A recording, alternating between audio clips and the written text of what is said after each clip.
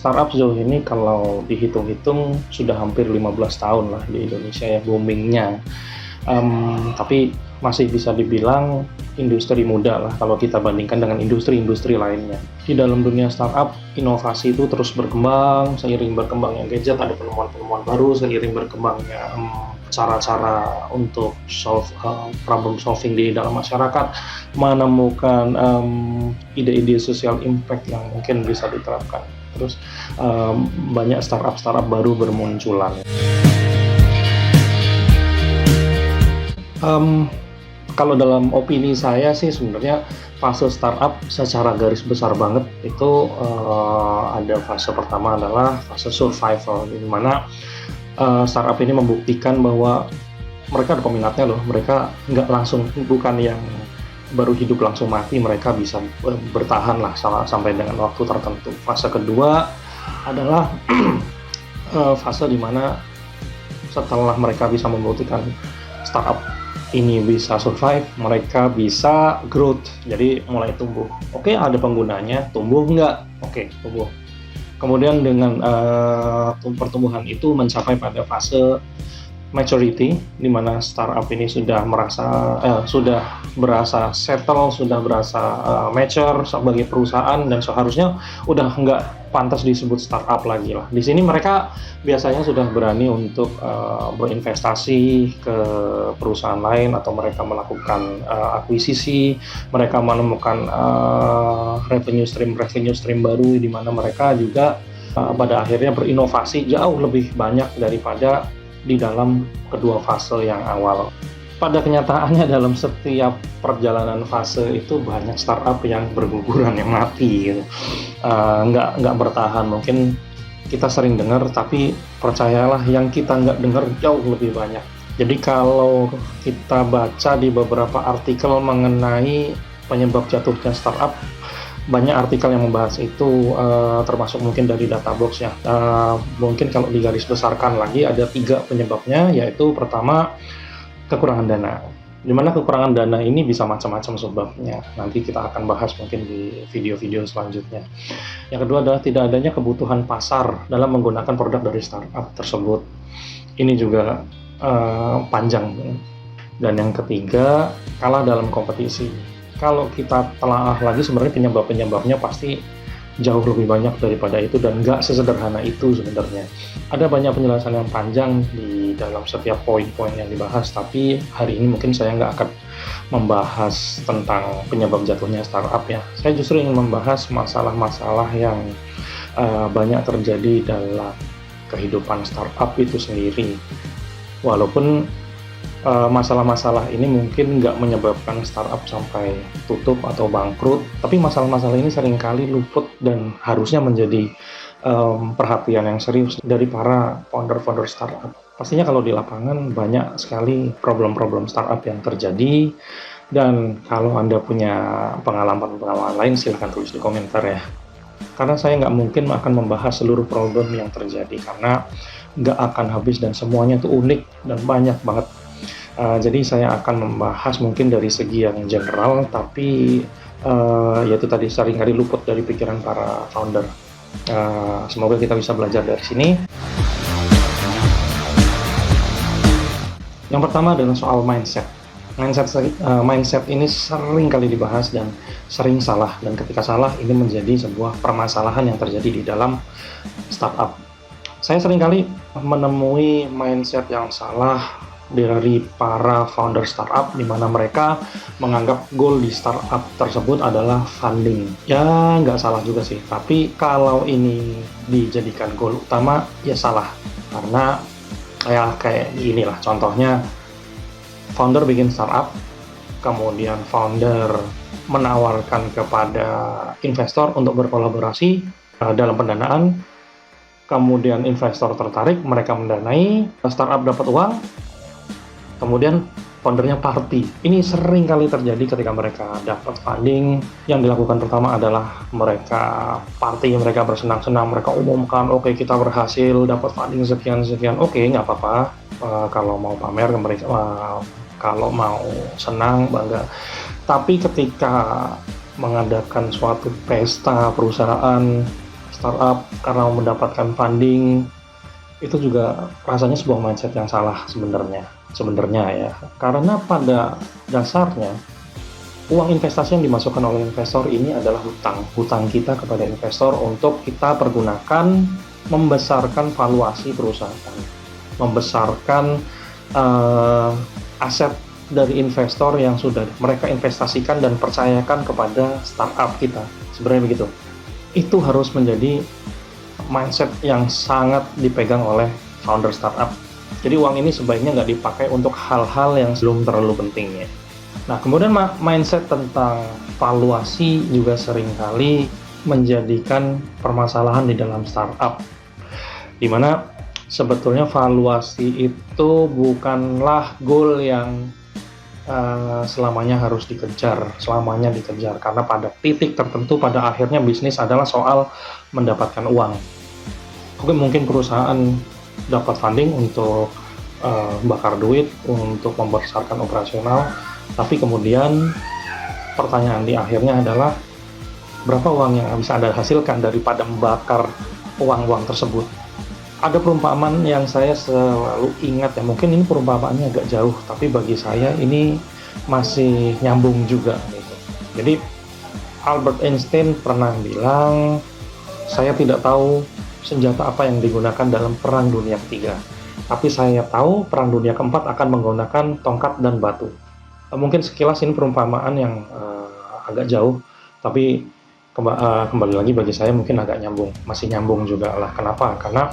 Karena perumpamaan ini kalau kita letakkan pada konteks bisnis, pada akhirnya bisnis itu akan menjadi konvensional, di mana bisnis adalah soal mendapatkan uang. Bisnis adalah soal tumbuh dari uang yang kita hasilkan. Mungkin agak kuno sih, karena sekarang orang banyak berpegang pada bisnis valuasi. Tapi percaya deh, nggak akan begitu terus. Dan ini ketika kita nggak segera mengalihkan fokus bisnis kita kepada fokus profitabilitas, perusahaan startup kita nggak akan bertahan. Mungkin bertahan lama, tapi nggak akan bertahan selamanya. Kemudian setelah mindset adalah soal prioritas. Ini masih agak nyambung dengan mindset. Ini juga sering salah founder startup. Yang pertama adalah prioritas tentang organisasi. Pasti startup itu didirikan dengan fokus awal pada operasional, di mana ada penjualan, kemudian marketing, dan sebagainya. Kemudian mereka membangun tim, ya, membangun organisasinya. Nggak salah, itu benar. Tapi seringkali ketika membangun organisasi, apalagi ketika dapat funding yang lumayan gede ya, membangun organisasi ini dengan membangun yang nggak perlu.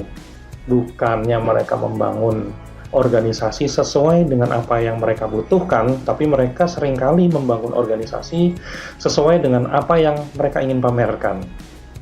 Jadi mereka membangun organisasi, mereka merekrut karyawan, wah karena karyawan ini punya prestasi di sini, di perusahaan sebelumnya, karena karyawannya pernah masuk ke dalam list kategori 30 under 30-nya Forbes. Bahkan saya dulu pernah ada karyawannya punya rating catur yang tinggi.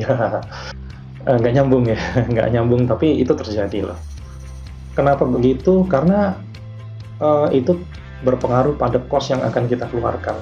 Ibaratnya gini lah, kita nggak perlu kok beli Ferrari kalau kita masih nyetirnya kayak Avanza, kita masih nyetir di gang sempit, kita masih nyetirnya di perumahan atau jalan yang masih setengah jadi gitu ya.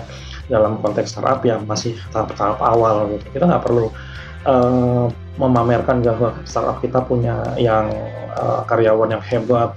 Kalau karyawan yang hebat, karyawan yang berprestasi di tempat lain, kalau kita masih belum butuh-butuh banget di situ. Kemudian soal prioritas, seringkali founder terlalu terpaku pada kompetitor. Boleh, itu nggak salah. Sesekali menengok pada kompetitor nggak salah, tapi kalau terlalu terpaku pada kompetitor itu salah. Ada permisalan begini, winners focus on the competition and loser focus on the competitors. Nah, saya jadi ingat waktu saya kuliah dulu. Di semester ke-6 kalau nggak salah, saya dapat indeks prestasi di bawah 2,5. Dan itu untuk jurusan saya, untuk fakultas saya, termasuk yang jelek sebenarnya. Ketika orang tua saya tanya, kenapa sih kok bisa jeblok banget? Yang saya bilang adalah, si A teman saya aja malah 1,9 gitu. Ya, artinya saya tidak bisa bertanggung jawab bahwa saya gagal di semester itu untuk mendapatkan IP yang bagus, tapi saya malah menunjuk yang lain juga jelek. Ya saya jelek nggak apa-apa dong, saya mencari pembenaran. Itu adalah sebuah cara yang salah untuk kita bertanggung jawab pada kegagalan kita sebenarnya. Kembali lagi pada prioritas company terhadap perekrutan organisasi, perekrutan karyawan. Jadi terus lakukan hitung. Kenapa dihitung? Ya karena gini, sebagai contoh, foundernya ingin membangun sebuah tim sales. Nah, itu harus dihitung. Kira-kira berapa yang akan diinvestasikan kepada tim sales ini, berapa yang akan direkrut dengan gaji berapa, dan berapa kira-kira revenue yang akan didapatkan. Memang dalam organisasi nggak semuanya langsung berhubungan dengan revenue, tapi bisa jadi berhubungan dengan penghematan. Misalnya finance mungkin nggak bisa mendapatkan revenue, tapi lebih murah mana ketika founder itu sudah punya tim finance sendiri, atau founders mungkin masih bisa mengerjakan finance-nya sendiri, atau mungkin founders-nya bisa memberikan tugas finance-nya kepada third party, kepada konsultan misalnya. Itu harus dihitung juga. Mana yang lebih baik, mana yang lebih menguntungkan, dan mana yang lebih hemat. Dalam hal lain, apakah dengan punya kantor yang bagus akan mendapatkan exposure yang bagus juga, dan itu berimbas pada popularitas, penjualan, dan revenue? Kalau enggak, ya hemat saja, nggak perlu kantor yang sangat bagus, sangat mahal. Di situ founders harus bisa menentukan prioritas dalam membangun organisasi dan membangun perusahaannya. Nah, dalam pembangunan organisasi, dalam merekrut karyawan dan memelihara karyawan, apalagi dalam tahap awal startup ya, sebaiknya jangan dulu berfokus terlalu banyak dalam hal-hal yang bersifat retorika internal deh. Contohnya adalah, ya masih awal banget, startupnya masih berdiri, karyawannya masih dikit, kemudian sudah terlalu banyak membahas visi misi kita apa, training tentang ini, training itu. Sebenarnya boleh, tapi dalam tahap awal itu masih belum terlalu penting, Pak. Jangan terlalu banyak ke situ. Karena kalau alasannya adalah supaya karyawan happy bekerja di startup Anda, itu nggak ngaruh sebenarnya, nggak terlalu banyak pengaruh sebenarnya. Karyawan itu cuma butuh 3 hal, yaitu learn, contribute, and have fun.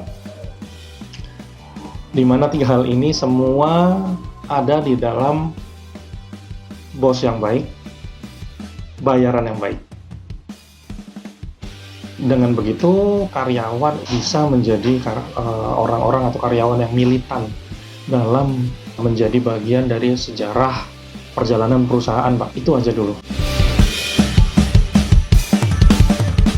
Soal compliance, ini sangat penting dan sangat banyak ketidakpatuhan perusahaan terhadap aturan-aturan terutama yang sudah diatur oleh negara. Bukan berarti founder banyak yang nggak mau untuk mematuhi compliance, tapi bisa jadi mereka nggak tahu. Yang nggak mau juga banyak sih, tapi banyak juga yang nggak tahu. Yang pertama adalah izin perusahaan. Dari yang paling dasar dulu. Contohnya, perusahaan misalnya startup dalam bidang online food delivery.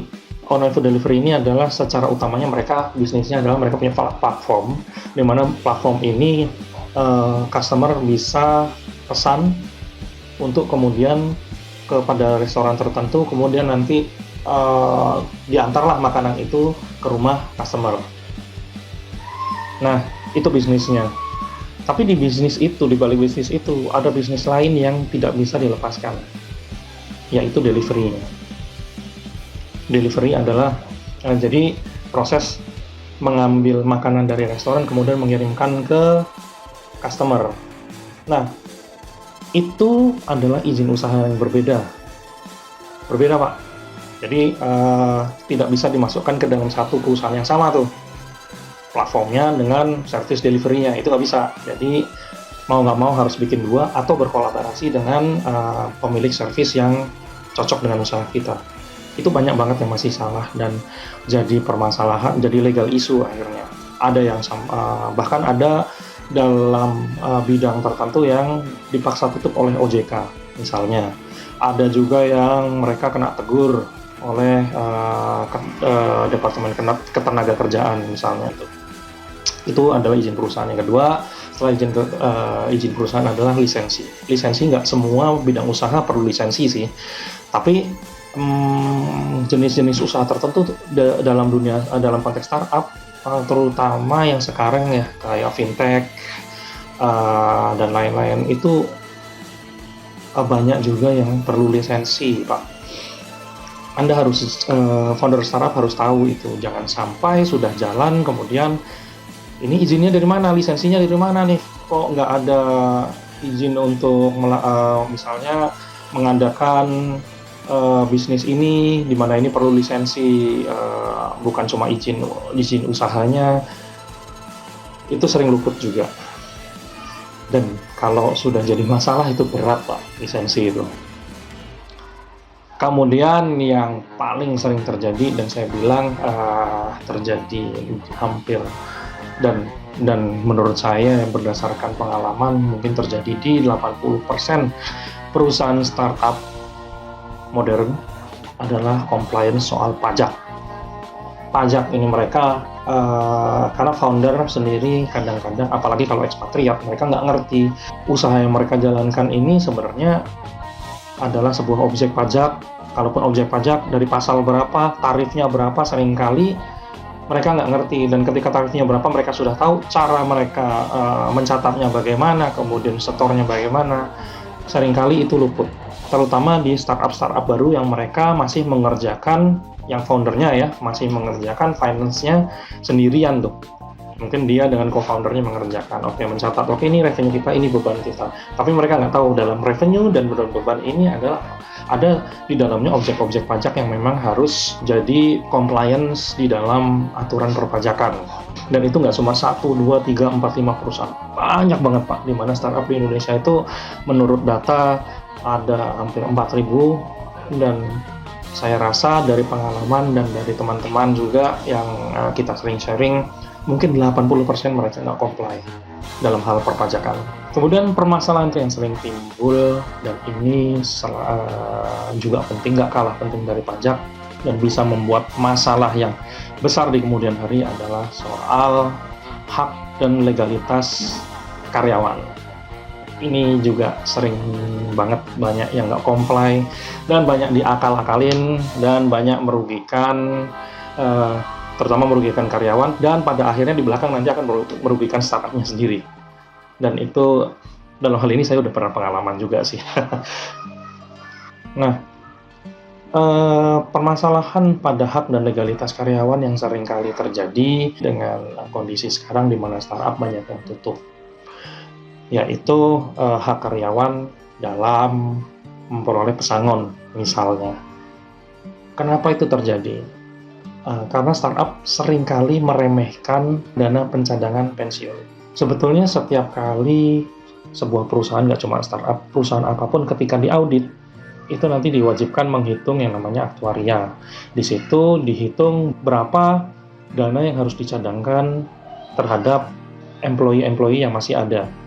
Artinya, ketika nanti terjadi hal-hal yang tidak diinginkan, kemudian company harus menghentikan operasionalnya, maka company punya cadangan dana untuk membayar kompensasi atau pesangon terhadap karyawan-karyawan yang pada akhirnya dirumahkan atau di PHK.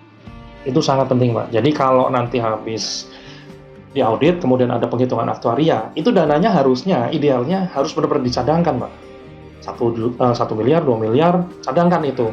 Jangan dipakai dulu. Karena kita nggak tahu kapan akan terjadi hal-hal yang tidak diinginkan ya kan. Contoh, siapa sih yang memprediksi COVID akan berpengaruh sedemikian besar terhadap dunia bisnis, terhadap perekonomian negara bahkan dunia? Nggak ada. Berapa juta perusahaan di dunia yang tutup? Banyak banget. Dan berapa ratus juta karyawan yang terimbas dari penutupan perusahaan dan penutupan ataupun mungkin nggak tutup lah, tapi dari perusahaan kena imbas COVID, perekonomian perusahaan kena imbas, pada akhirnya karyawan yang pada akhirnya karyawan juga akan terkena imbas. Mereka bisa kena PHK demi mengurangi beban perusahaan dan lain-lain. Nah, di situ seringkali karyawan nggak mendapatkan haknya dengan benar. Misalnya, ya company bilang, ya gimana kita nggak punya uang lagi bos, saya nggak bisa bayar pesangonnya. Ya, idealnya sebelum itu terjadi, perusahaan sudah mencadangkan dana. Jadi jangan sampai dananya, uangnya tinggal 5% atau tinggal dikit banget, baru mereka bilang, ya kita udah nggak punya uang. No, itu salah.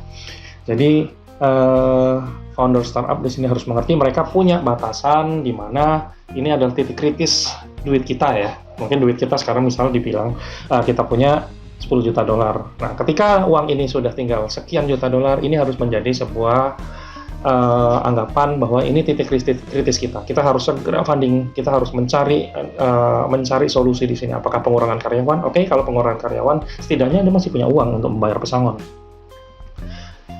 Atau lebih parah lagi, kadang perusahaan-perusahaan yang nggak ngerti tentang aturan ketenagakerjaan, mereka seenaknya sendiri melepaskan beban itu karyawan dengan alasan nggak perform lah, dengan alasan ini itu dan sebagainya. Mereka memaksa karyawan untuk resign misalnya. Kamu resign ya, dengan alasan biar dia nggak bayar pesangon sih sebenarnya. Itu juga kesalahan. Dan kalau karyawan punya sumber daya, entah itu waktu atau dana ataupun mereka melek hukum, karyawan perusahaannya bisa jadi bermasalah di situ. Karena karyawan dilindungi oleh Undang-Undang Ketenagakerjaan, dan kalau karyawannya pintar dan dia bisa memanfaatkan itu, perusahaan kalah dan akan lebih rugi daripada perusahaan itu membayar pesangon, Pak. Itu sudah banyak banget terjadi.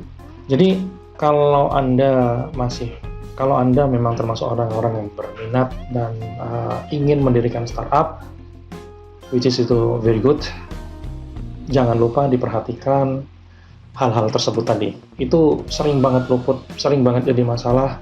Ketika Anda masih punya uang, ketika startupnya masih sehat, masih ganteng, masih gagah, itu masih jauh lah, nggak kepikiran.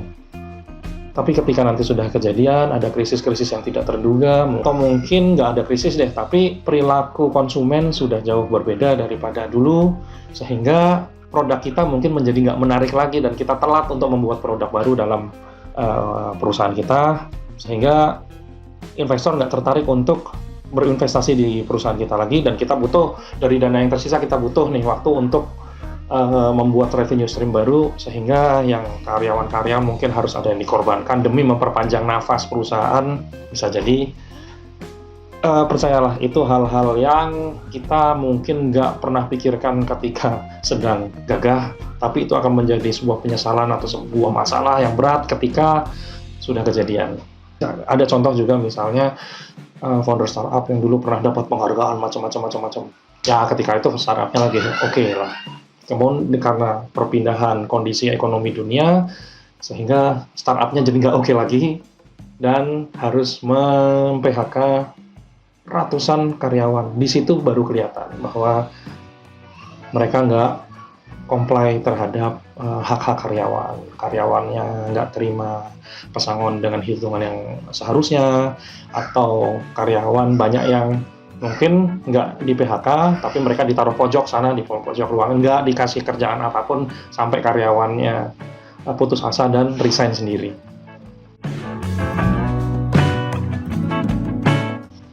Perilaku adaptif, Pak. Nah, Anda sebagai misalnya Anda sebagai founder startup harus adaptif banget dengan kondisi apapun yang mungkin itu akan mempengaruhi Anda, dan mungkin mempengaruhi itu kadang-kadang nggak kepikiran juga.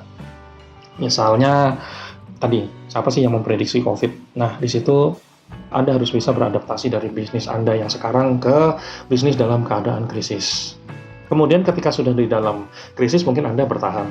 Oke, saya punya bisnis model seperti ini. Sehingga dalam krisis ekonomi di era COVID ini pun orang masih bisa pakai orang masih bisa pakai produk kita. Tapi kemudian jangan terlalu nyaman di situ. Karena COVID pun akan berakhir, dan terbukti ketika COVID itu berakhir, banyak banget startup yang malah anjlok.